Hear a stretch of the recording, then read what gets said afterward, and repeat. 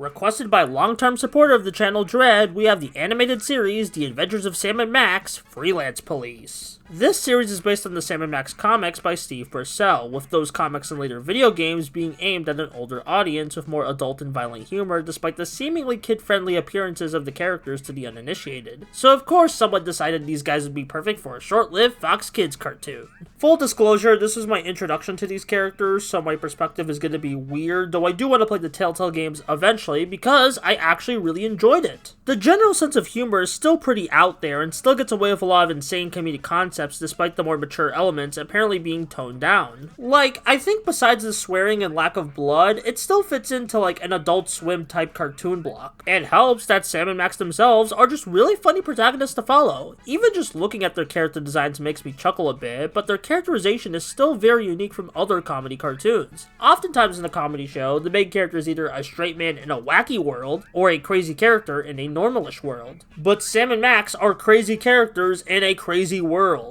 And a lesser show, this style might be overwhelming and diminish the effects of the comedy, but here it's helped that Sam and Max speak in a consistent jovial tone of voice no matter the situation. Basically, despite saying crazy things, they still sound like a straight man. Weird example, I'd compare these two to like sock puppets, minimal expression that if used well can be entertaining despite how off-putting they may seem initially. So if you're looking for a solid but short comedy show, this Sam and Max cartoon gets a high recommendation from me, especially if you already like these characters, and I definitely do want to dig more into their history eventually.